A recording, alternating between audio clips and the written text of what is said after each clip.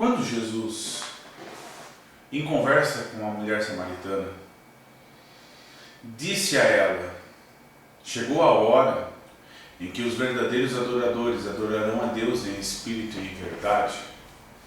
Jesus ali estava falando do verdadeiro adorador. E quando nós falamos de adorador na palavra de Deus, claro, na nossa mente cristã, conhecedores um pouco apenas da palavra do Senhor, da Bíblia, vem o primeiro nome, Davi, o rei Davi, que era adorador por excelência, que adorava a Deus, que criou tantos hinos, cânticos. Mas hoje eu queria me ater a um adorador que nem é mencionado na Bíblia como adorador. E ele se chama Obed-Edom, o geteu, o estrangeiro de Israel.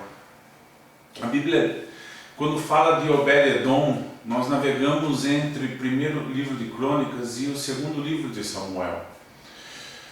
Ali nós podemos ver vários versículos que falam desse adorador, Obed-Edom, o geteu. Ou seja, ele era inimigo de Israel, de um povo inimigo de Israel. Ele era geteu. Ele era edomita. E ele estava à beira do caminho.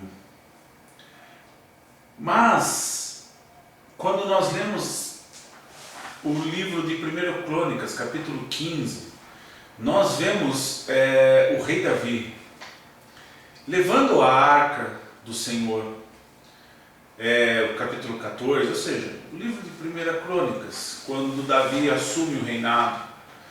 E nós vemos ali Davi tentando levar a arca para Jerusalém, tirando ela da casa de Abinadab, que ficou vários anos.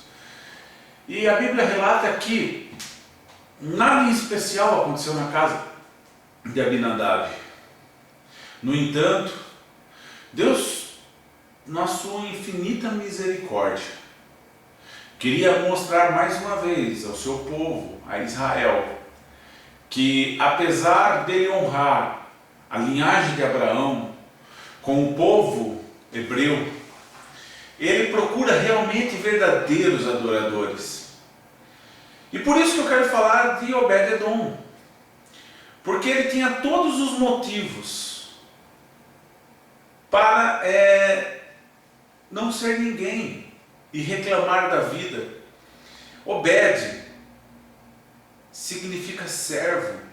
Edom é da região, da cidade da onde ele veio, ou seja, repito, ele era de uma nação, de um povo inimigo de Israel. Ele era geteu. Ele era servo, escravo, e morava à beira do caminho com a sua esposa. E com certeza não era abençoado, porque a Bíblia diz, depois nós vamos falar do que aconteceu com ele quando a arca do Senhor entrou na casa dele. Mas, com certeza, Obed-Edom estava ali nessa terra, Jerusalém, e ele via o que esse grande Deus fazia com esse povo. E por opção própria ele começou a adorar esse Deus. E pela infinita misericórdia de Deus, nós vemos que, pelas situações, o rei Davi chega na casa de Obed-Edom e coloca a arca do Senhor na casa dele. Davi estava levando a arca para Jerusalém, e a arca está sendo levada para adorar. E a tragédia acontece, e Davi, extremamente desgostoso, e falando assim: como poderei levar eu a arca do Senhor para a minha casa, se ela tem trazido morte para Jerusalém? Nós estávamos tão alegres com ela, mas Deus tinha um propósito. Deus precisava tirar um inimigo, um servo, um escravo do anonimato, para mostrar mais uma vez para Israel que ele precisa de verdadeiros adoradores, que ele quer verdadeiros adoradores e não pessoas ligadas à tradição ou a situações que foram inseridas na sua infância. E ele faz isso com Obed-edom, um homem temente a Deus. A palavra de Deus diz em 2 Samuel 6,11: e ficou a arca do Senhor em casa de Obed-edom, o geteu, 3 meses, e abençoou o Senhor a Obed-edom e a toda sua casa. Também está em 1 Crônicas, capítulo 13. Assim ficou a arca de Deus com a família de Obed-edom 3 meses, em sua casa. E o Senhor abençoou a casa de Obed-edom e tudo quanto tinha. Quando nós navegamos no livro de 1 Crônicas e 2 Samuel e vemos o nome Obed-edom, nós não paramos às vezes para pensar em vários passos deste homem como adorador de Deus. Ele vivia à beira do caminho, volto a falar. Ele estava na margem da sociedade, a margem do caminho para Jerusalém. Era o Obed, o servo, o escravo das regiões dos edomitas, inimigos de Israel, filhos de Esaú. E nós vemos que em um acontecimento onde Deus provoca a ida da arca dele, saindo da casa de Abinadab, um servo do Senhor tido, reconhecido, filhos de sacerdote, e vai para a casa de Obed, o Edom, o edomita. E é perceptível a toda a nação de Israel, porque chega aos ouvidos de Davi que Deus tinha abençoado tudo quanto Obed-edom tinha. E Davi, inquieto e querendo saber o que acontecia, vai até a casa de Obed-edom, procurando ver o que estava acontecendo, porque aquele desejo ardente do coração de Davi de trazer a presença de Deus, a arca do Senhor, até Jerusalém, do lado dele, para ele poder adorar, ele fica inquieto e querendo saber o que estava acontecendo. Mas quando ele chega na casa de Obed-edom, ele vê a bênção de Deus e ele vê o que Deus faz quando existe um verdadeiro adorador. E eu queria falar um pouco desses passos de Obed-edom, nesses passos que ele deu para adorar o Senhor. Lembre-se, ele morava à beira do caminho. Mas quando Davi vai lá e novamente tira a arca da casa de Obed-edom para levar para Jerusalém, para o lugar onde ele preparou, para a tenda e tudo mais, nós vemos Obed-edom indo junto com essa arca. Obed-edom aprendeu a amar, adorar e glorificar o nome do Deus de Israel, um Deus que ele não conhecia na sua infância, provavelmente, um Deus que ele aprendeu a conhecer no caminho, e isso eu quero falar com você, e assim é comigo, porque este Deus nos chama lá da onde estejamos, e Ele quer o melhor para as nossas vidas, Ele quer que nós sejamos verdadeiros adoradores, e para isso não importa quem fomos no passado, importa quem vamos ser no futuro, se vamos ser realmente adoradores e verdadeiros, que o adorem em espírito e em verdade. Isso aconteceu com Obed-edom. Obed-edom foi tão adorador, que ele chega, um dos primeiros passos dele, quando ele vai da casa dele para a cidade de Jerusalém, para cuidar da arca junto com Davi, ele se torna porteiro da casa do Senhor. Só que o verdadeiro adorador não para nisso. Ele começa a adorar e glorificar a Deus no esplendor de sua santidade, desse Deus maravilhoso. E esse Deus, ele nunca, jamais, independente da nacionalidade, independente do que você seja, do que eu seja, quando decidimos adorá-lo em espírito e em verdade, Deus nunca vai recusar a nossa adoração. Pelo contrário, Deus vai mover os céus e a terra, e nós vamos alcançar lugares altos com Deus. Nós vamos exaltar a Deus em todo o nosso ser. A nossa vida vai ser repleta. E esse verdadeiro adorador, Obed-edom, ele vai para a casa do Senhor e se torna porteiro. O escravo, o geteu, o edomita, sim. Como? Se a palavra de Deus fala que os sacerdotes, os músicos tinham que ser levitas. Como que um geteu, um edomita se torna porteiro da casa do Senhor, sendo que esse ministério era reservado aos filhos de Arão, aos filhos de Levi? Mas Deus não vê isso. Deus vê quem somos, se somos realmente verdadeiros adoradores, e transforma a nossa vida, e nos coloca realmente como filhos amados do Deus vivo, e nos coloca em regiões, sim, abençoadas, celestiais, e nos exalta e nos glorifica, porque nós adoramos o seu santo nome. Mas mais um passo desse adorador, Obed-Edom, o escravo, o edomita, o geteu. Nós vemos no primeiro livro de Crônicas, capítulo 15 ainda, que ele é enumerado com os músicos, com os adoradores. Esse mesmo Obed-Edom, que era escravo, agora, depois de se tornar porteiro, se torna músico. E os passos desse adorador não acabam aí. Ele segue na casa do Senhor com tanta intensidade de amor, de cuidar das coisas de Deus, que Deus continua o exaltando. E aí ele começa a tocar diante da arca. Se você continuar no capítulo 15 de 1 Crônicas, você vai ver que Obed-Edom é visto só agora não como um músico que tocava diante da arca, mas agora ele é um guardião da arca do Senhor. E o adorador é assim. Nós começamos como quem não queremos nada, Deus começa a se revelar a nós, e nós, conhecendo este Deus, começamos o adorar, glorificar. Deus começa a mudar toda a nossa vida, e tudo aquilo que havia errado, Deus começa a mudar através do Espírito Santo dele, começa a nos santificar e nos purificar. E mesmo um que não era do povo de Deus, ele se torna adorador em espírito e em verdade, ele começa a participar das bênçãos do reino dos céus.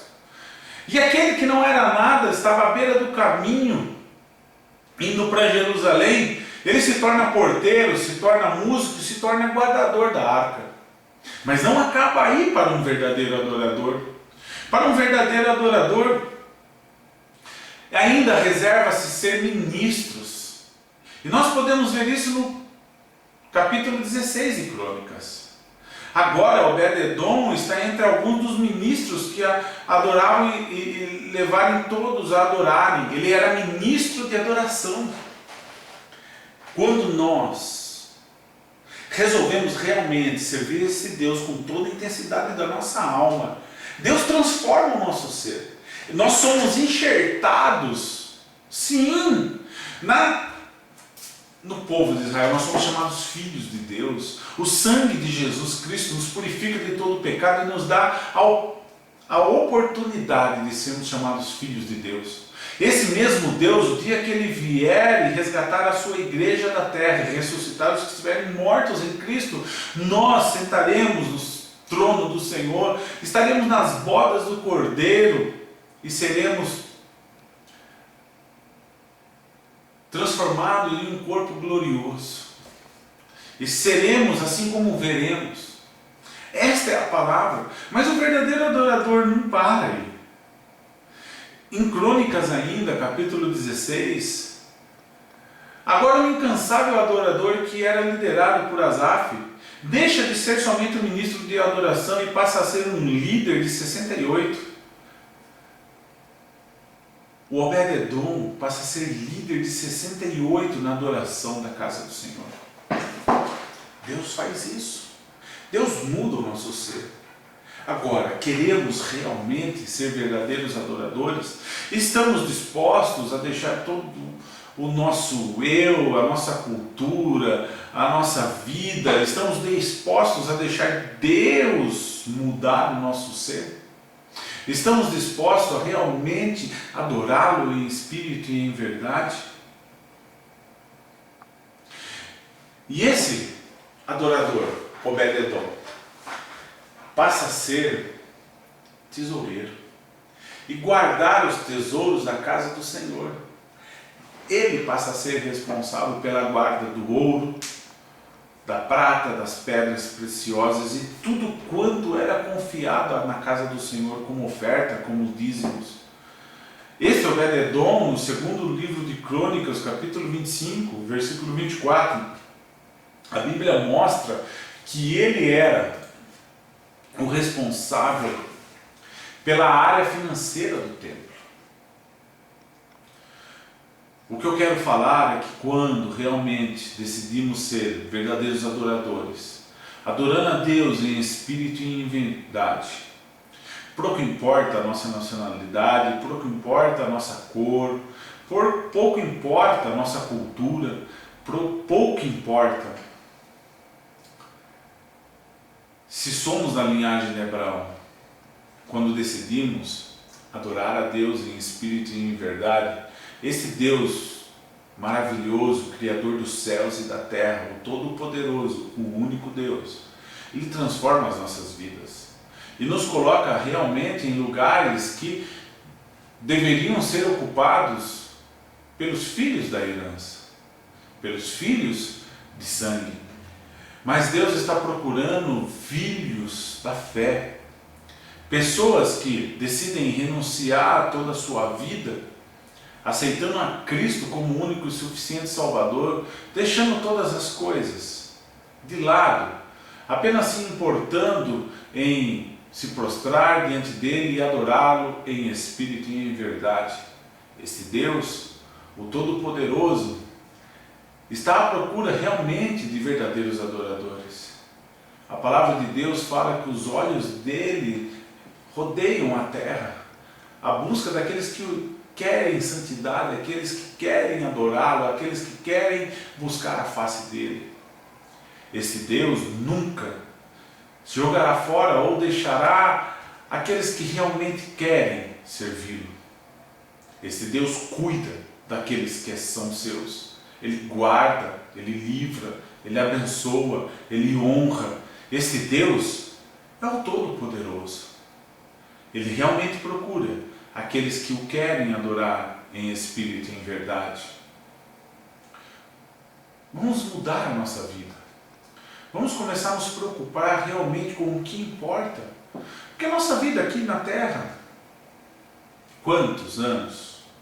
60, 70, 80, 90, se vivermos bem. Mas nós temos toda uma eternidade. E nós não estamos nos preparando, muitas vezes, na nossa vida carnal, na nossa vida terrena, a ser verdadeiros adoradores. Nós não estamos muitas vezes nos preparando para habitar os céus. A Bíblia diz que somos peregrinos nesta terra e que vamos herdar sim os céus, a Nova Jerusalém. E nós precisamos ainda nesta vida sermos verdadeiros adoradores, para que naquele dia, nas bodas do Cordeiro, eu e você possamos o adorar ainda mais em espírito e em verdade, e adorá-lo junto com os anjos e falando: Santo, Santo, Santo, Santo, porque Ele é santo. Temos que nos preparar nessa vida para podermos, na vida vindoura, adorá-lo ainda mais em espírito e em verdade.